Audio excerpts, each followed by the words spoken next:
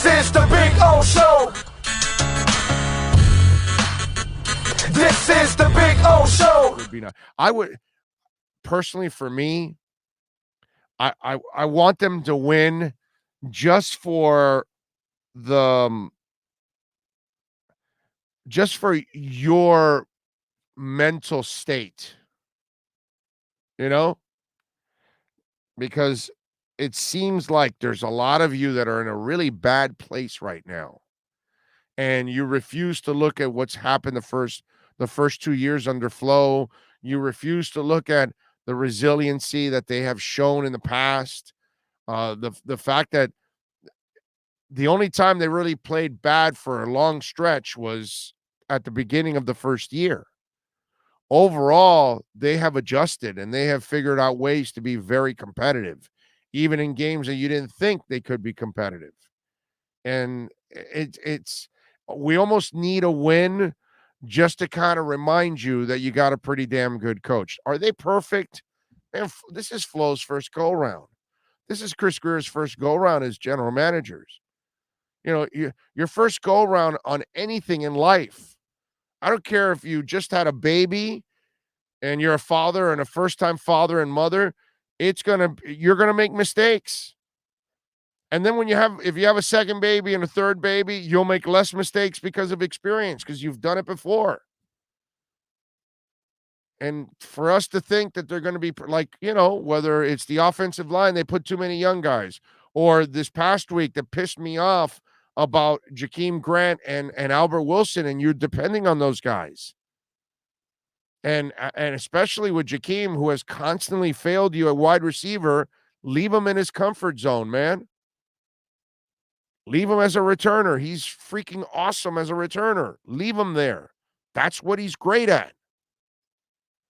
So there are things, they're not going to be perfect, and I'm not going to agree with everything that they do. I never agreed that Albert Wilson should be on the damn roster. But I'm not giving up on these guys because I understand they're human beings. They're not going to be perfect. And this is why I told you we must show patience, because they now have no politics in the way right now.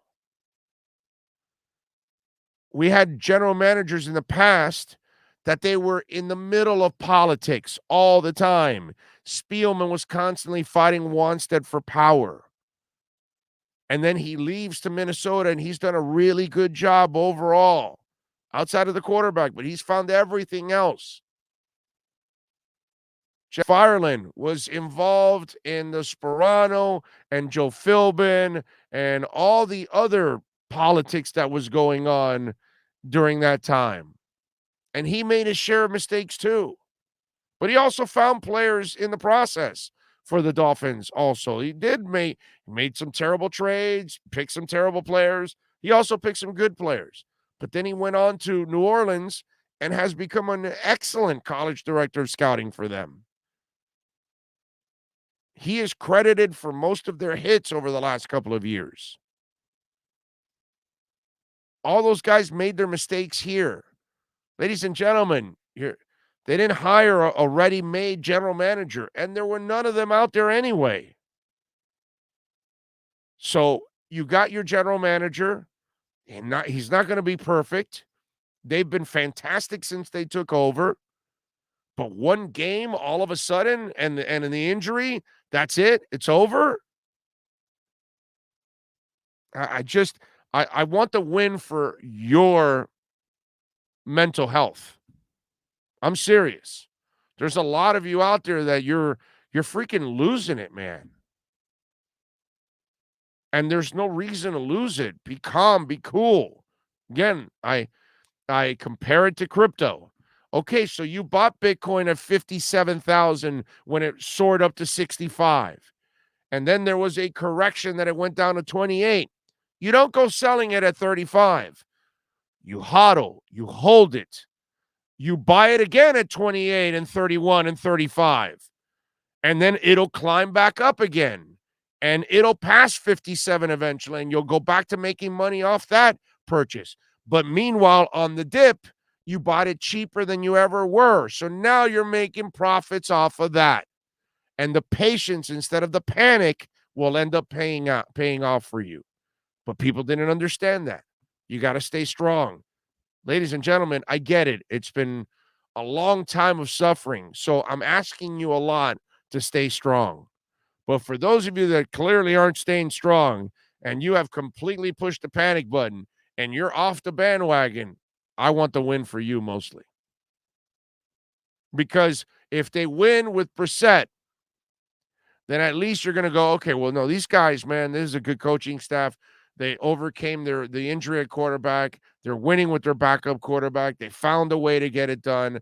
I feel better about what's going on. And if the offensive line, like I said in the first hour, can come in with an attitude of like, you know what, I'm tired of people talking shit about us.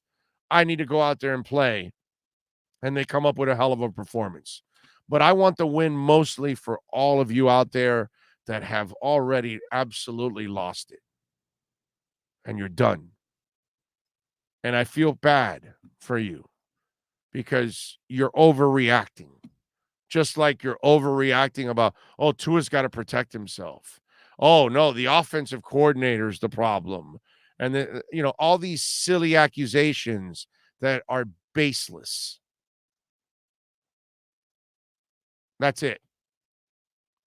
So I'm hoping things come up with a W. I hope on Sunday when Sean and I are at Sports Grill and we're doing the post-game show, I hope that we're talking about a victory and some of you are like, okay, all right, we're going through some rough waters, but we got the front office, we got a coaching staff.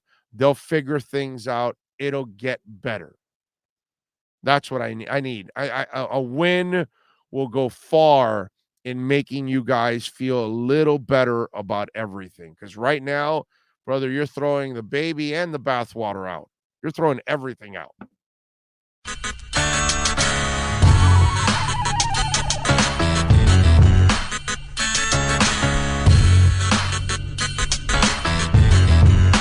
This is the Big O Show.